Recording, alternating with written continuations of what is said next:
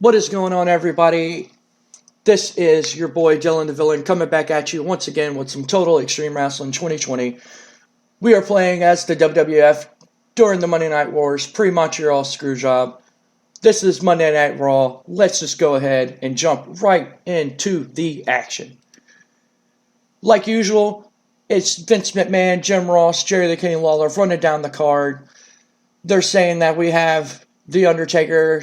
We have a match with Stone Cold Steve Austin, an interview with Bret the Hitman Hart, a match with Rocky Maivia, and a match with Hunter Hearst Helmsley tonight.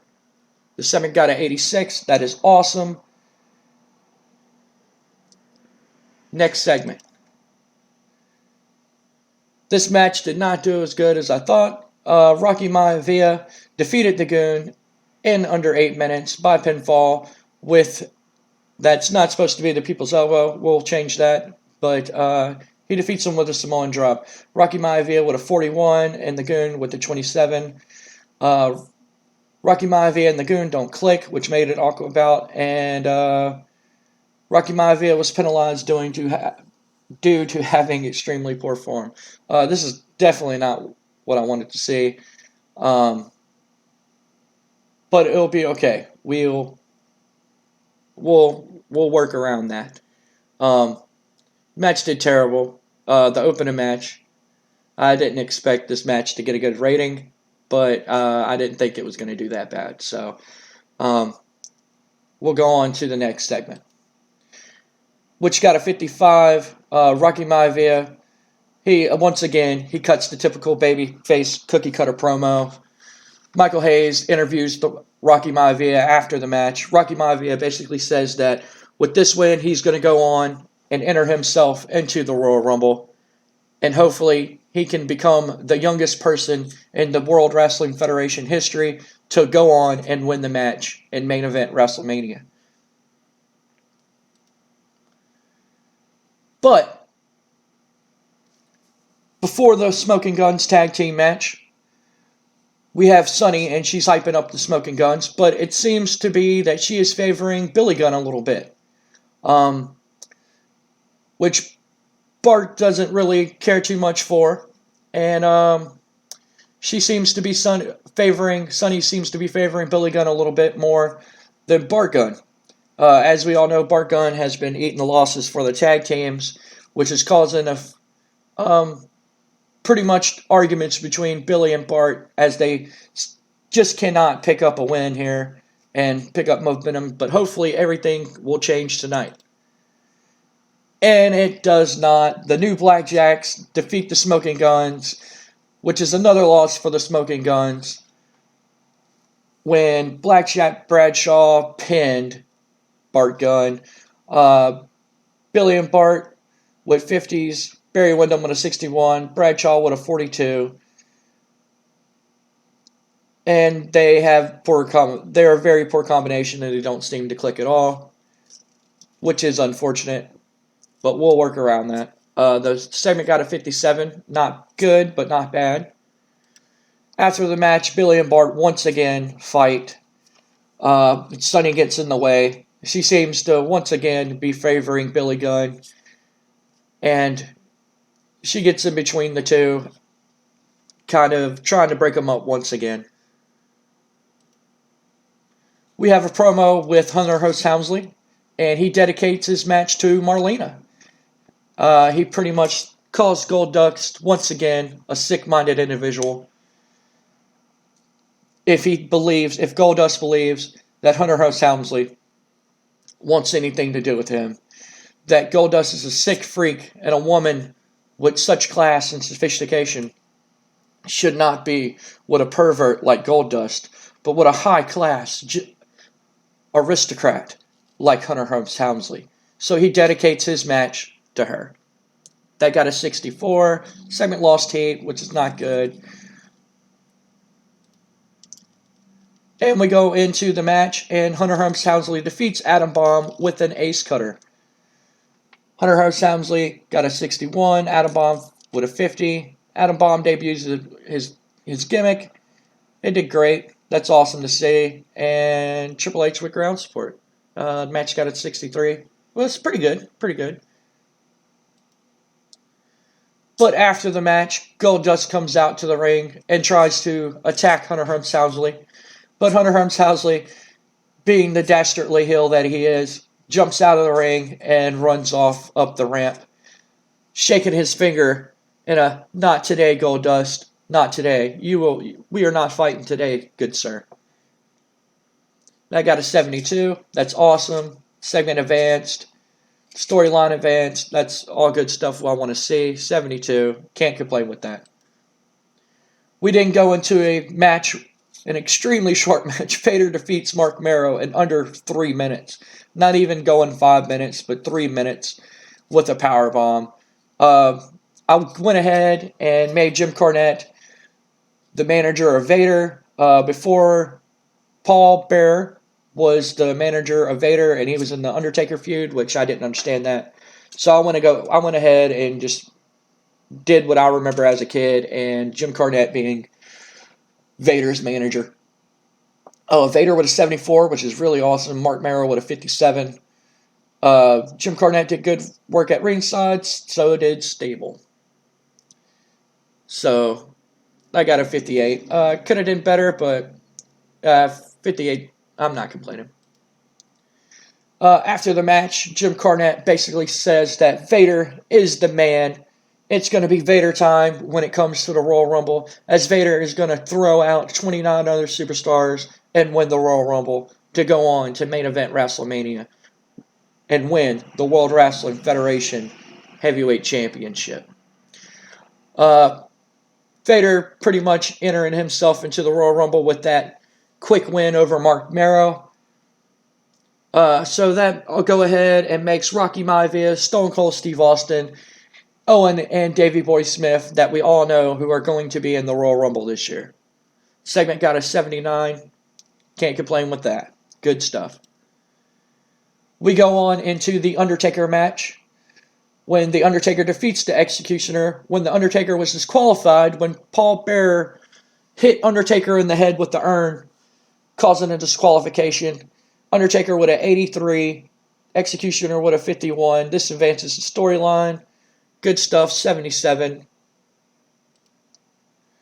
After the match, Mankind runs down and continues his attack, trying to help the Executioner. I apologize, but the Undertaker pretty much fights him off, and then he picks up the mic and he tells Mankind, Paul Bearer, and the Executioner that they will all rest in peace come Sunday at the Royal Rumble.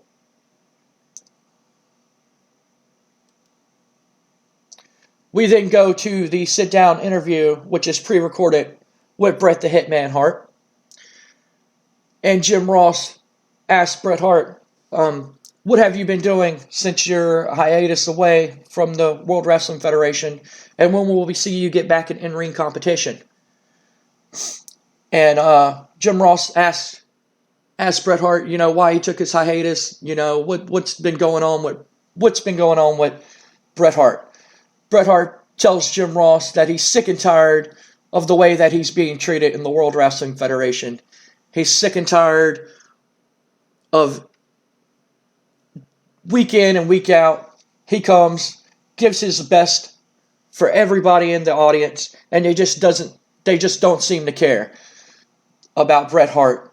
All the fans have all turned their back on Bret Hart, while Bret Hart still loves the WWF fans, but he feels that they all turned their back on Bret Hart.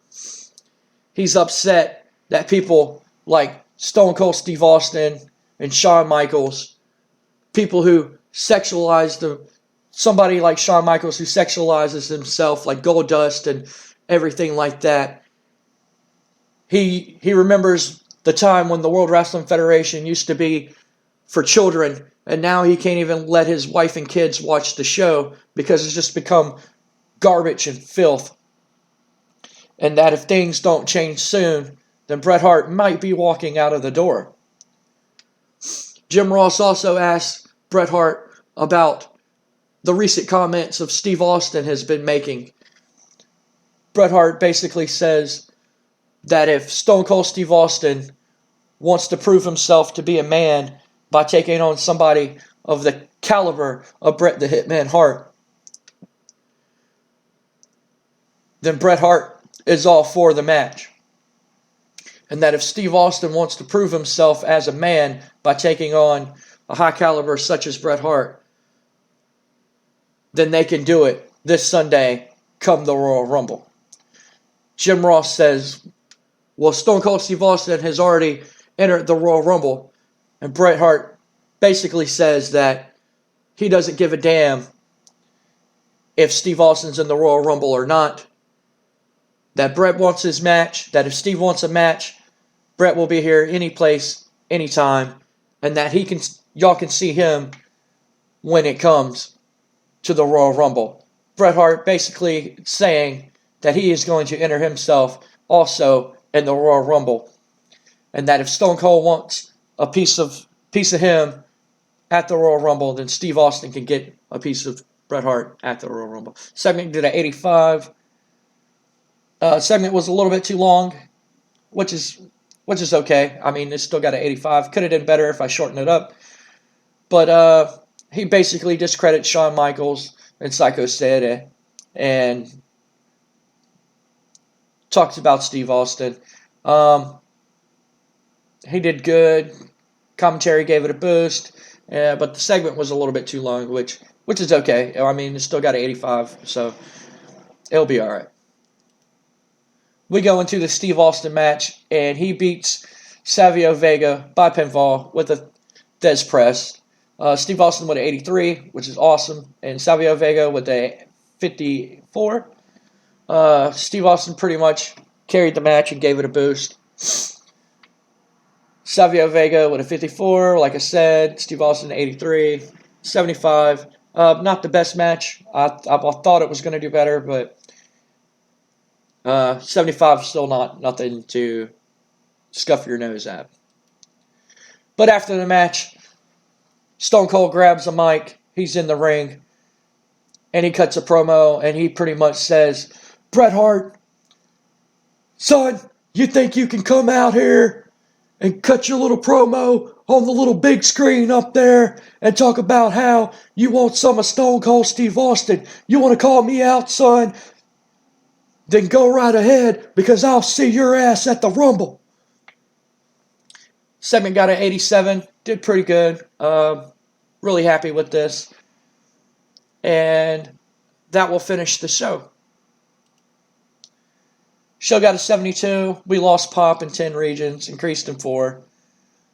General feeling is that we don't have a lot of interesting storylines going on. And we would gain Pop in the British regions, but we don't have enough viewers. So that kind of sucks. We keep losing Pop due to show rating, but hopefully we can turn that around. Once I start figuring out everybody in the roster and who's good, who's not good, hopefully we can change that stuff around and start getting higher ratings. That'll finish the show. I just want to say thank you all again for watching the show, watching some Total Extreme Wrestling.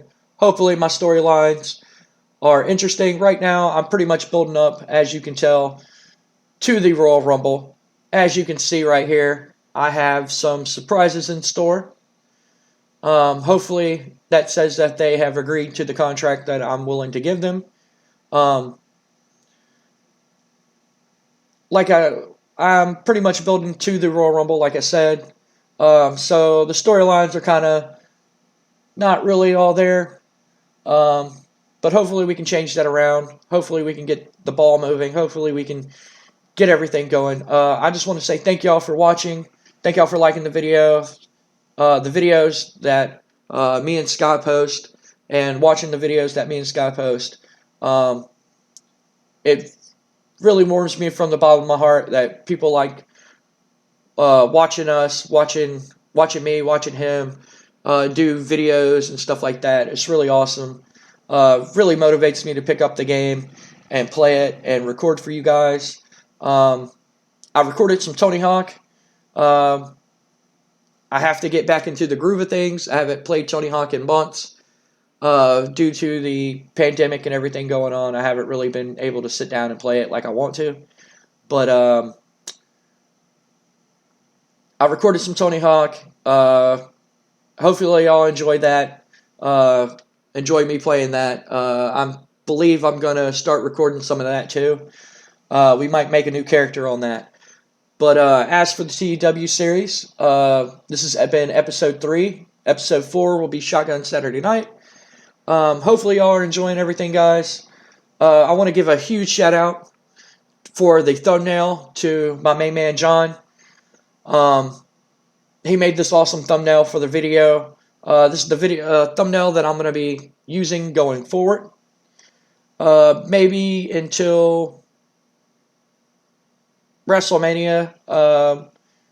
If he is kind enough to make more, I might change it up every month to the pay-per-view for each pay-per-view and stuff like that. If he's kind enough to make more for me. But I want to give a huge shout out to him for the thumbnail. I want to give a huge shout out to everybody who's been watching the videos, liking the videos, commenting down below. Please, guys, comment down below. Let me know what y'all would love to see. What games y'all would like for us to play, for me to play, for Scott to play. Anything, guys. This has been DylanDaVillian, and I'll see y'all on the next episode of Total Extreme Wrestling. And thank y'all once again for watching. All right, much love and peace out.